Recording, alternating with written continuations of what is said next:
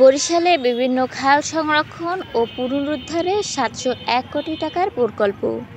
বরিশাল নগরে বিভিন্ন খালসমূহের পাড় সংরক্ষণ সহ পুনরুদ্ধার ও পুনরায় খনন কাজে অর্থায়নের পূর্বানুমোদন দিয়েছে অর্থ মন্ত্রণালয়ের অর্থ বিভাগ, যেখানে প্রস্তাবিত জিওবি অংশের ৭০১ কোটি টাকার মধ্যে ৮০% অর্থাৎ ৫৬১ কোটি টাকাই জিওবি অনুদান হিসেবে অর্থায়নে অর্থ বিভাগের সম্মতি জ্ঞাপন করা হয়েছে।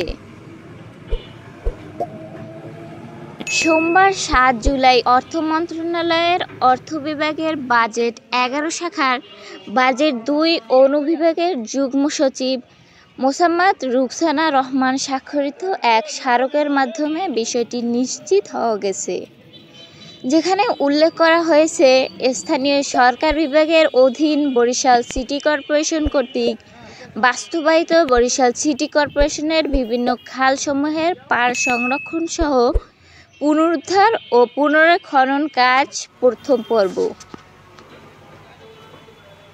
শীর্ষ প্রকল্পের প্রস্তাবিত জিওবি অংশের ৭০১.5399 কোটি টাকার মধ্যে ৮০% জিওবির অনুদান ৫৬১.2319 কোটি টাকা এবং ২০% জিওবি ঋণ ১৪০.3080 টাকা জিওবি অনুদান হিসেবে অর্থায়নের ৭টি শর্তে অর্থ বিভাগের সম্মতি প্রদান করা হয়েছে।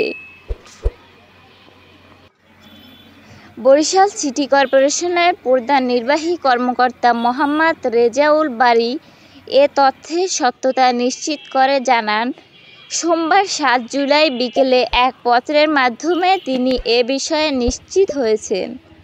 প্রধান নির্বাহী বলেন, বরিশালকে ধান নদী খালের অঞ্চল হিসেবে গণ্য করা হলেও নানাবিধ কারণে বরিশাল নগরীর খালগুলো মৃত্যুপ্রায় হয়ে পড়েছে।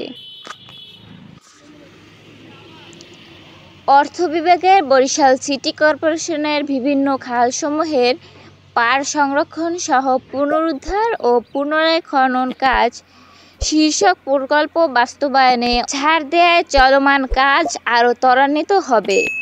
প্রকল্পটি পুরোপুরি বাস্তবায়িত হলে বদলে যাবে নগরীর দৃশ্যপট, এমনটাই আশাবাদ ব্যক্ত করে তিনি বলেন, বর্তমান সরকারের সহায়তায় প্রশাসকের নেতৃত্বে বরিশাল নগরীর ভবিষ্যৎ প্রজন্মের বাসযোগ্য একটি সুন্দর ও পরিচ্ছন্ন নগরী উপহার পাবে।